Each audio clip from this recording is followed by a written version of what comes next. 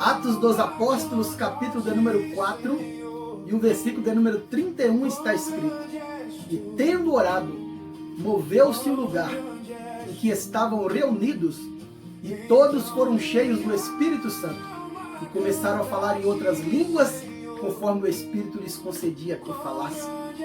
Queridos, o contexto do texto em que acabei de citar neste momento, em Atos capítulo 4, versículo 31, começa no capítulo de número 3 de Atos dos Apóstolos, quando Pedro e João estavam subindo às 15 horas, a hora nona, para a oração. E ali eles encontram um coxo de nascença, um moço deficiente. Aquele moço esperava receber de Pedro e João uma esmola. Deus não tem esmola para o seu povo. A bênção de Deus é recalcada, sacudida e transbordante. Pedro olha para ele e diz: não tenho prata nem ouro, mas o que tenho isto te dou. Em nome de Jesus Cristo Nazareno, levanta-te e anda. Após este milagre, Pedro e João foram perseguidos, foram humilhados, foram presos, foram ameaçados. Mas Pedro toma a palavra e diz, quando eles dizem para eles não falarem mais o nome do Senhor, Pedro diz: importa agradar a Deus e não aos homens, e que nós não podemos deixar de falar daquilo ao qual nós temos visto e ouvido. Essa foi a palavra de Pedro.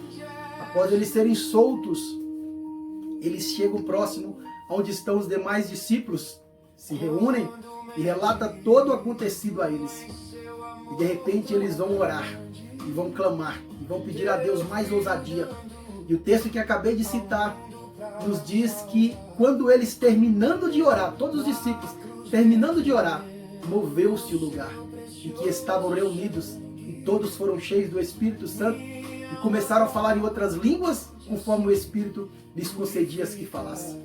No segundo livro das Crônicas, no capítulo 7, versículo 14, na inauguração do templo de Salomão, Deus aparece para Salomão e diz: Salomão, se eu fechar os céus, ordenar a peste que venha, destrua tudo. Aí no capítulo 7, versículo 14, no segundo livro das Crônicas, Deus fala para Salomão: e se o meu povo, que se chama pelo meu nome, se humilhar e orar e se converter dos seus maus caminhos, eu ouvirei dos altos céus, perdoarei os seus pecados e sararei a terra.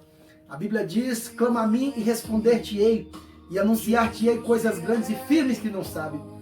No livro de Lucas, capítulo de número 22, Lucas capítulo de número 22, o versículo 41, nos diz que o nosso Senhor e Salvador Jesus Cristo se colocou de joelho e orou.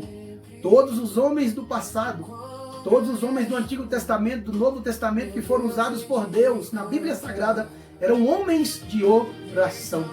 Todos os homens da história da igreja eram homens de oração. Ah, meus irmãos, o segredo está na oração. Quando nós oramos, queridos, nós estamos falando com Deus. E o Deus a qual nós oramos, nós clamamos, Ele é poderoso para operar milagre na minha vida e na sua vida. Esse nosso Deus, Ele não muda, Ele não mudou, Ele continua o mesmo. Então, neste momento, nesta simples palavra, e tendo orado, moveu-se o lugar. O segredo está na oração. Eu quero orar em prol da sua vida, da nossa vida, e pedir para que o Senhor opere milagre na sua vida, na sua família, nos teus projetos, nos teus sonhos. Em nome de Jesus, creia nesta palavra, que eu quero orar pela sua vida.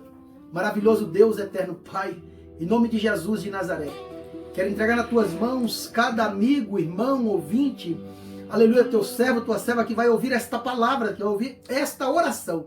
Opera milagre na vida dele, na vida dela, Senhor. Para a tua glória, para o teu louvor. Nós cremos no poder do Deus que responde a oração com milagre para a glória do seu nome. Opera milagre, Senhor, de cura, de transformação, de mudança. Eu não sei do que ele e ela precisa, mas tu és o Deus onisciente, onipresente, onipotente. Opera milagres para a tua glória, Senhor. Em nome de Jesus, em nome de Jesus. Receba esta palavra, esta oração do seu irmão em Cristo, Pastor Marcos Lourenço.